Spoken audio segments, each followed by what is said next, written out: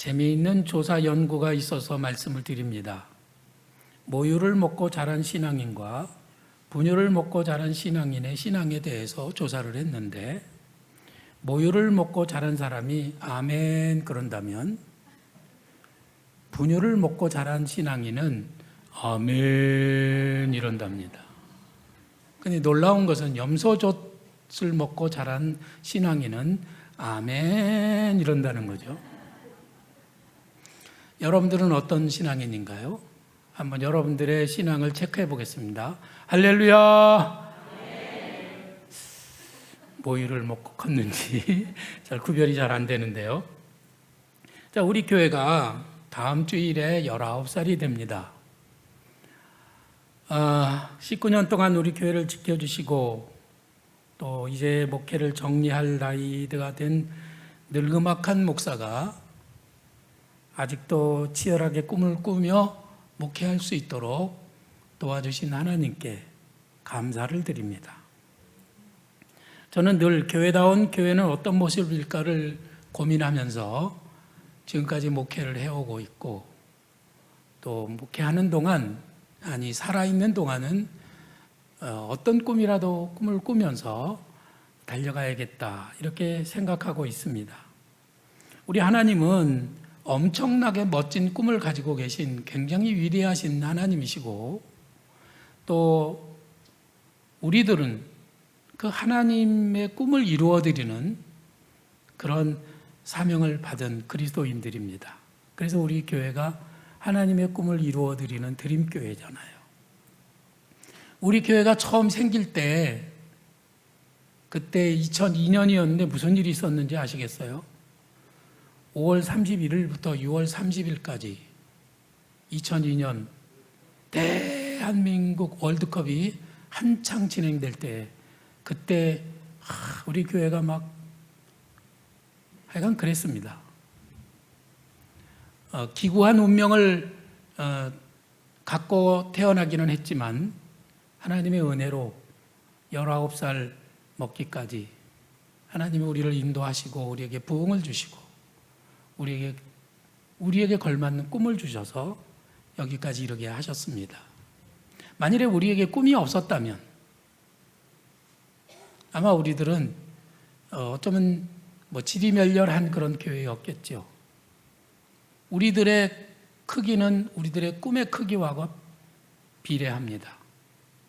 여러분들의 인생도 여러분들이 가지고 있는 꿈이 어떠한가에 따라서 그 인생이 달라질 수 있고 거기에 맞게 간다고 저는 분명히 믿고 있습니다.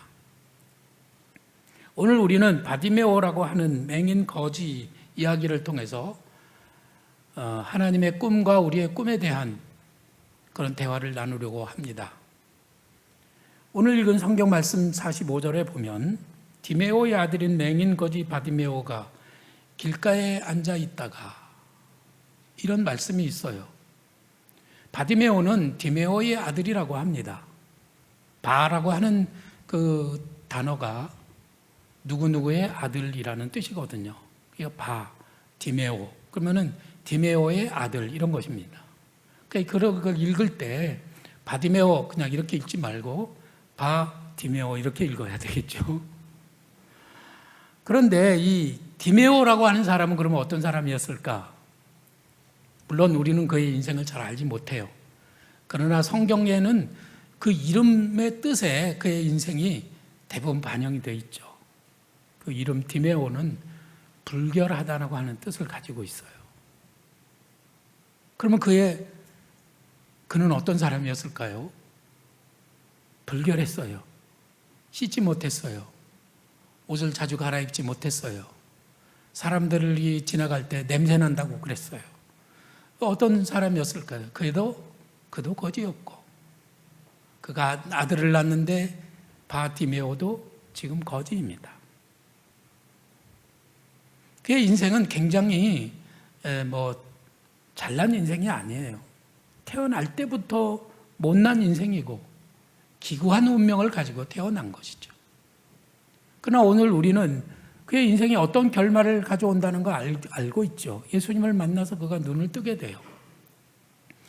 누가복음에 보면은 뭐라고 되어 있느냐면 다시 보게 되었다 이렇게 기록을 했습니다.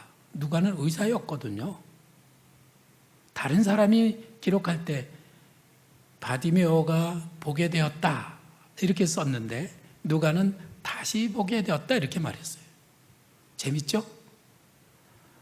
여러분들이 누가복음을 읽으면서 누가가 참 의사니까 뭔가를 좀 자세히 알고 기록을 했다고 볼 수 있겠죠. 그러면은 다시 보게 됐다는 말은 그가 태어날 때는 정상적으로 보는 사람이었는데 살면서 사고나 어떤 질병에 의해서 그가 맹인이 되었다는 것을 알 수가 있죠. 그러면 지금 보지 못하고 있는 이 상황에서는 아버지가 거지예요. 자기도 거지예요. 아빠 찬스라고 하는 거는 빵도 아닙니다. 아주 마이너스 100이에요. 거기다가 중도 시각장애인입니다. 그러니 상실감이라고 하는 것은 굉장히 큰 거죠. 태어날 때부터 맹인이었으면은 맹인이 뭐 불편한지 잘 모릅니다. 어떤 맹인은요, 맹인과 자기가 맹인이라고 하는 것을 모른대요. 왜냐하면 한 번도 본 적이 없기 때문에. 다른 사람은 본다고 하고 자기는 못 본다고, 이걸 구별 못 한다는 거예요. 다른 사람은 뭘 본다고 하면 믿지 못한대요. 근데 이 바디메오는 중도 시각장애인이기 때문에 굉장히 큰 상실감을 가지고 인생을 살아가고 있는 거예요. 여러분들은 태어날 때 어땠습니까? 여러분들의 지금 상황은 어떤가요? 여러분들이 말하고 있는 그 운명이라고 하는 거예요.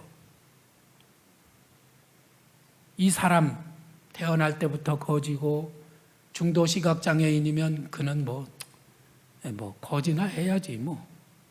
그것이 그의 운명이죠. 거기서 벗어날 수 없다고 우리는 생각하고 있는 거예요. 저도 우리 집은 가난했습니다. 우리 아버지에게 제가 아빠 찬스로 뭐 받은 게 아무것도 없습니다. 저도 뭐 그렇게 뛰어난 운명을 가지지는 않았어요. 아마 여기 계신 분들도 나는 너무 가난해요. 나는 신체적으로 너무 약해요. 나는 이런 어려움이 있어요. 그래서 그 운명의 쇠사슬에 묶인 채 굉장히 고달픈 삶을 살아가는 분들이 있겠죠. 근데 오늘은 그 운명의 사슬을 끊어버리고 중도 시각장애인 거지 바디메오가 예수님을 만나서 눈을 뜨게 된 이 사건을 통해서 우리들도 그런 운명이라고 하는 사슬을 끊어버리는 놀라운 은혜를 누리는 복된 주일이 되기를 주님의 이름으로 축원합니다.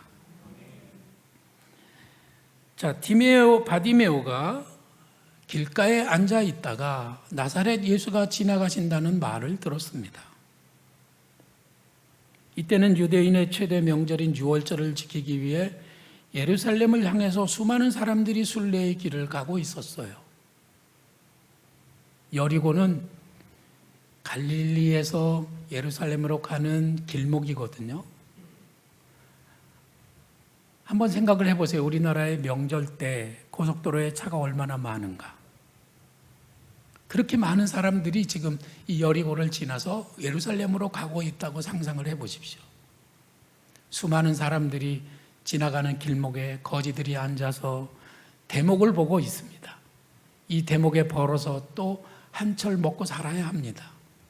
한 푼 줍쇼, 한 푼 줍쇼 하고 구걸을 하고 있는 자리에 소문이 이상한 말이 들렸습니다. 나사렛 예수가 지나가신다는 말을 듣게 된 것이죠.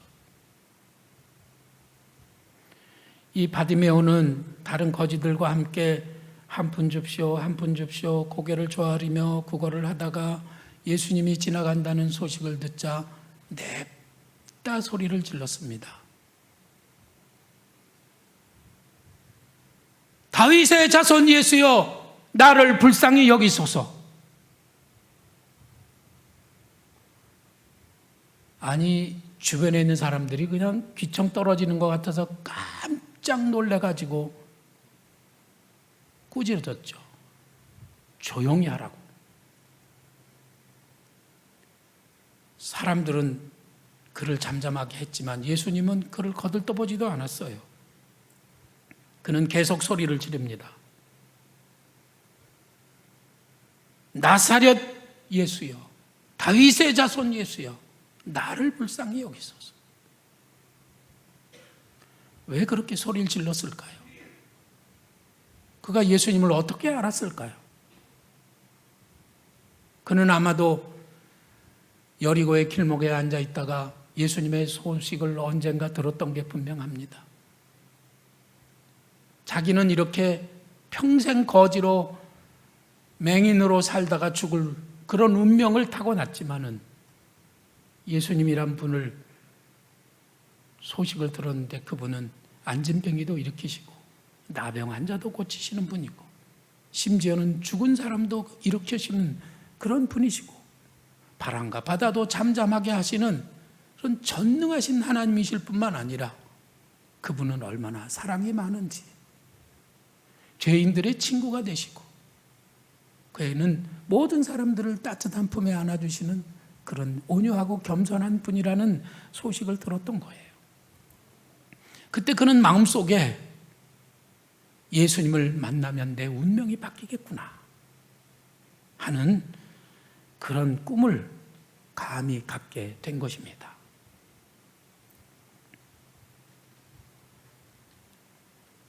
예수님을 만나면 내가 이 운명의 사슬을 끊을 수 있겠구나 하는 꿈이 생겼단 말씀이에요. 어떤 사람은 이런 예수님에 대한 소식을 듣고 소리를 막 지르면서 예수님을 만나겠다고 나 좀 불쌍히 여겨달라고 하는 사람이 있는가 하면 어떤 사람은 예수님의 소식을 들었으면서도 그런 갭이다 그러고 지나치는 사람이 있어요.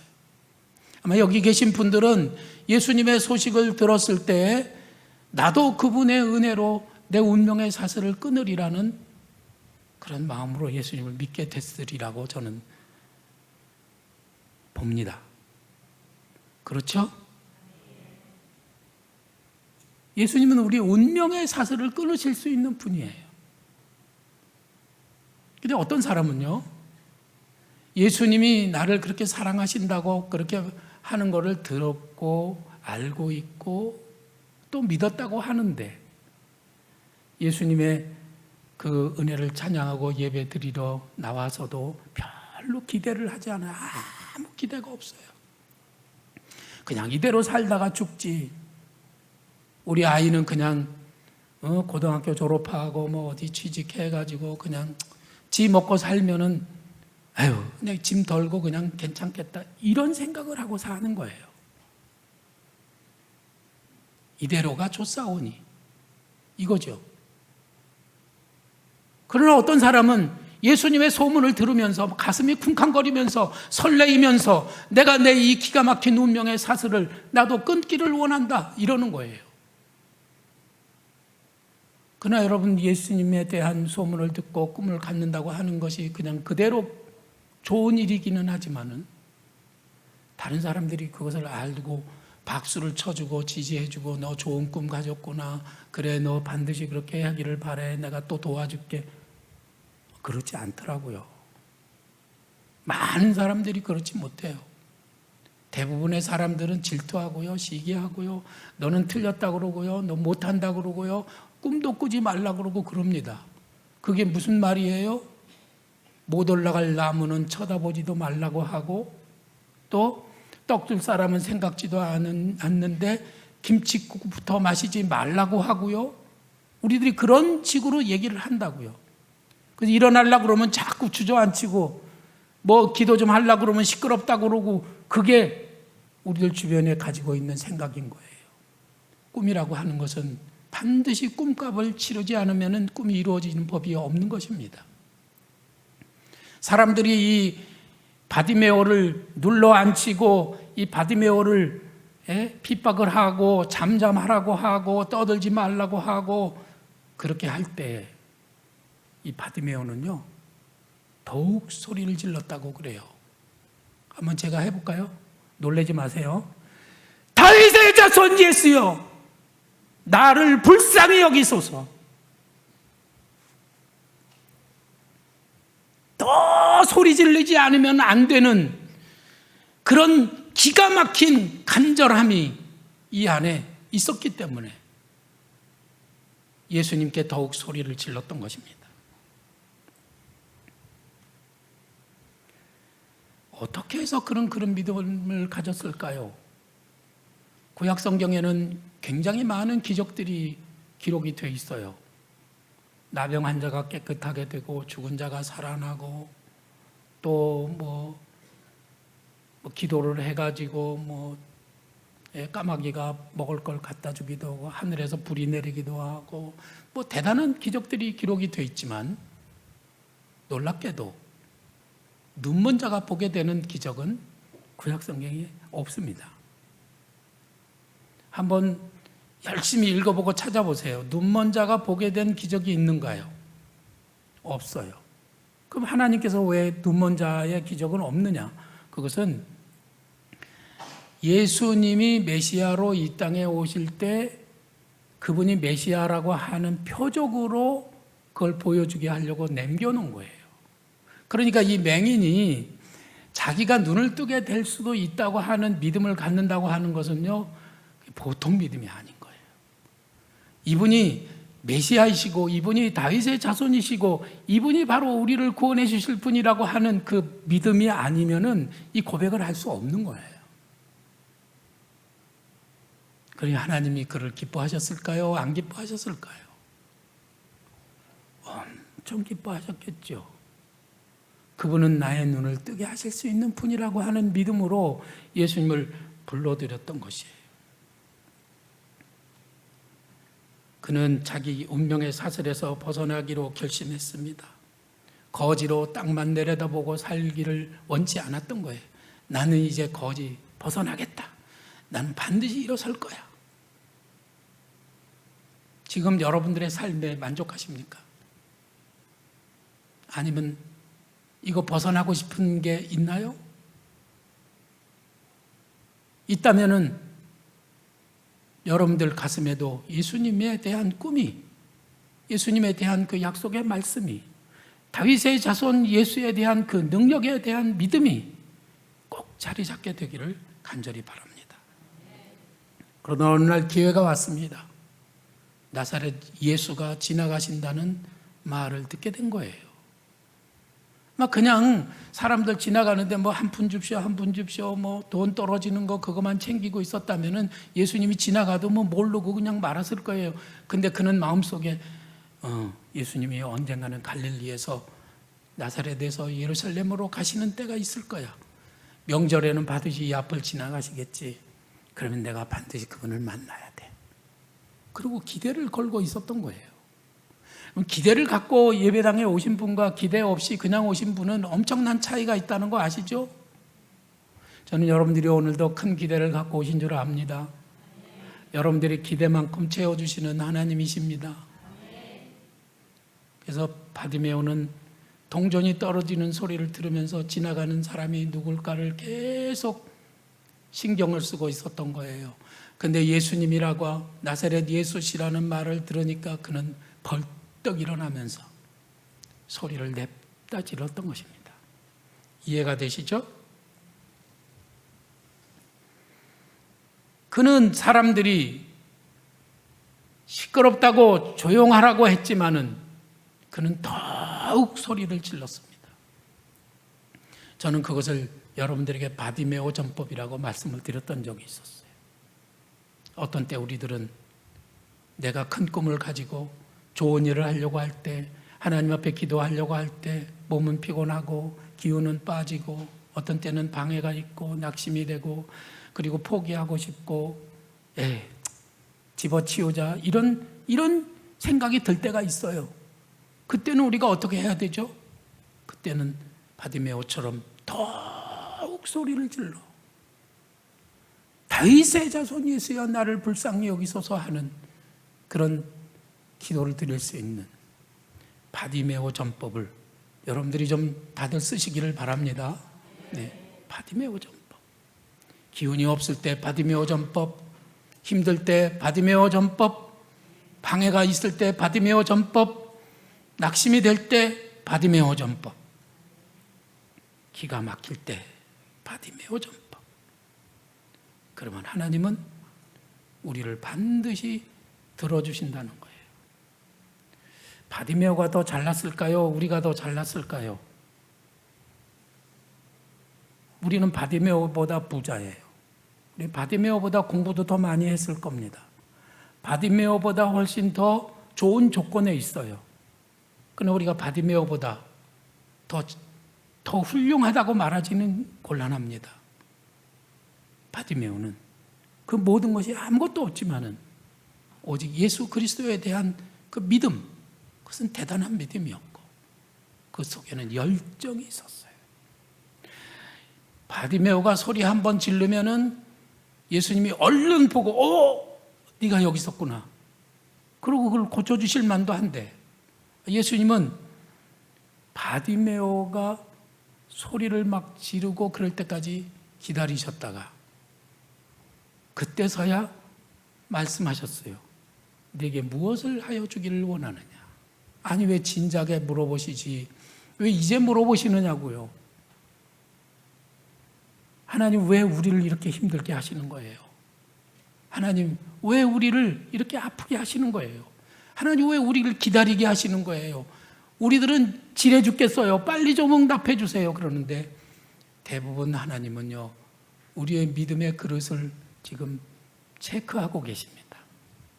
얘한테는 얼마짜리 선물을 주는 게 맞는 걸까?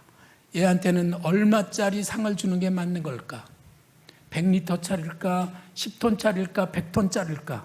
이거를 지금 계산하고 있는 거예요. 근데 어떤 사람은 요만한 그릇으로 한 번 기도해가지고 안 되면 그냥 냅다 포기해버리죠. 그럼 요만큼 받고 마는 거예요. 어떤 사람은 10년이 가고 20년이 가도 포기하지 않고 끝까지 하나님 앞에 계속 매달리며 끝까지 바디메오 전법으로 하나님 앞에 기도하는 사람도 있어요. 그런 사람들은 이따만한 큰 은혜와 상으로 채워주시는 겁니다. 하나님은 그런 분이에요. 하나님은 그런 분이에요. 하나님은 계속해서 우리의 열정을 시험하시고 우리의 믿음의 그릇이 얼마짜리인지 우리의 열정의 크기가 얼만큼인지 재보시고 채워주시는 그런 분이라는 거죠. 절대로 멈추지 마세요. 절대로 포기하지 마세요. 절대로 지금 이 모습이 우리의 최종적인 모습이 아니라는 것을 여러분들은 기억하시고 더 큰 꿈을 계속 키워가시고 준비하는 성도들이 되시기를 바랍니다. 바디메오는 주님 앞에 말씀드렸습니다. 선생님이여 보기를 원하나이다. 그는 머뭇거림 없이 그 즉시 말씀을 드렸어요. 그런데 이 보기를 원한다고 하는 이 소원이 불가능한 소원이잖아요. 대통령이면 들어줄 수 있겠어요? 아니면 빌 게이츠면 들어줄 수 있겠습니까? 아니면 세상에 어떤 명의라고 해서 이 소원을 들어줄 수 있겠어요? 아무도 못하는 소원이죠. 근데 우리 다윗의 자손 예수님은 하실 수 있다는 믿음을 가졌기 때문에 주님이 기뻐하신 거예요. 그 엄청난 소원, 누구도 다 불가능하다고 이구동성으로 말할 수밖에 없는 그런 소원을 예수님께 말씀을 드렸던 것이죠. 예수님이 그거 말고 이렇게 말했을 것 같아요? 우리 주님은 우리에게 생명이라도 주실 준비가 되어 있는 분이십니다. 우리 주님은 우리가 기도하는 것을 그건 내가 못해 이러시는 분이 아니에요. 오히려 우리의 기도가 너무 작다고 우리의 믿음이 너무 작다고 책망하시는 분이신 것을 여러분들 아십니까?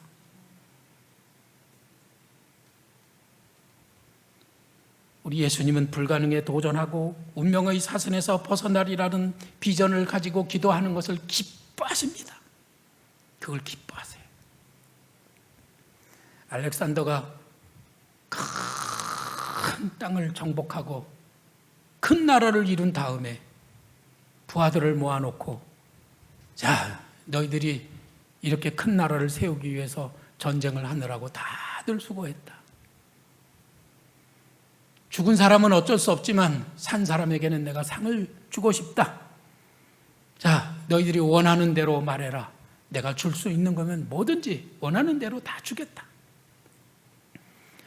그러니까 부하들이 막 너무 기뻐가지고 자기가 원하는 것을 이제 말하죠. 여러분 같으면 뭘 얘기하겠어요? 한 사람이, 대왕님, 저에게는 금 10달란트를 주십시오. 아, 그래, 금 10달란트. 또 한 부하가 일어나서 말했습니다. 대왕님, 저에게는 청주만한 이 고을을 주십시오. 그래, 넌 청주를 가져라. 또 한 부하가 말했습니다. 대왕님, 저에게는 예쁜 여자 10명을 주십시오. 여러분, 그릇대로 말하는 거예요. 그래, 알았어. 한 부하가 있다가 이렇게 말했습니다. 일어나서, 대왕님, 저에게는 한 나라를 주십시오. 나라. 그러니까 다른 부하들이 있다가, 그런 것도 있었네? 대왕이 그걸 줄까? 그리고 눈치를 살살 살피고 있는데 대왕이 이렇게 말했어요. 네가 큰 소원으로 나를 찬양하였다. 나는 좀씨가 아니야. 네가 원하는 건 나 줄 수 있는 사람이야. 그러면서 나라를 팍 선물로 주었어요. 우리 예수님께서는 바디메오가 보기를 원한다고 소원을 했을 때 불가능한 일이지만 예수님은 그 소원을 기뻐하셨어요. 그리고 말씀하셨죠. 네 믿음이 너를 구원하였느니라. 네 믿음대로 될지어다. 그래서 바디메오는 눈을 열게 되었습니다. 전능하신 하나님, 우리가 큰 소원을 말씀드릴 때 더 기뻐하십니다. 우리 교회가 설립된 지 19주년을 앞두고 있습니다. 하나님은 어떤 분이실까요?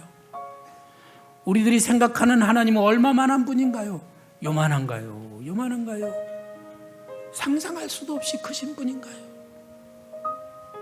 혹시 하나님을 좀씨로 생각하시지는 않습니까? 언제부턴가 우리 교회가 하나님, 우리가 학교를 세우기를 원합니다.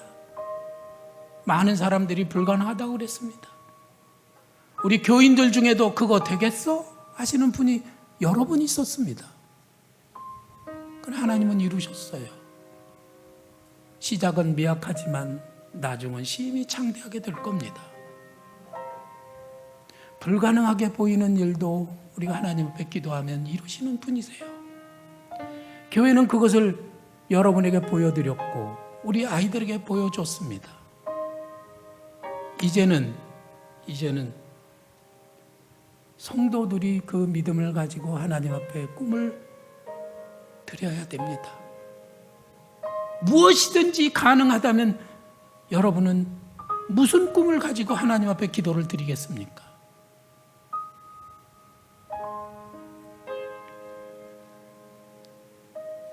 모든 성도들은 하나님 앞에서 정말 큰 소원을 준비하시기 바랍니다. 하나님 말씀하셨죠? 내 마음의 소원대로 허락하시고 내 모든 계획을 이루어 주시기를 원하노라. 근데 우리가 믿음이 작아서 난 돈 없어서 못해요. 나는 몸이 약해서 못해요. 난 늙어서 못해요. 그러면서 우리들이 우리의 믿음을 축소시킨다면, 우리의 꿈을 축소시킨다면 하나님은 실망하세요. 제가 자주 새벽에 부르는 찬송이 있습니다. 주여 지난밤 내 꿈에 배었으니 그 꿈 이루어 주옵소서. 하나님 앞에 큰 꿈을 드리는 성도들이 되시기를 주님의 이름으로 축원합니다. 우리 함께 찬양하겠습니다.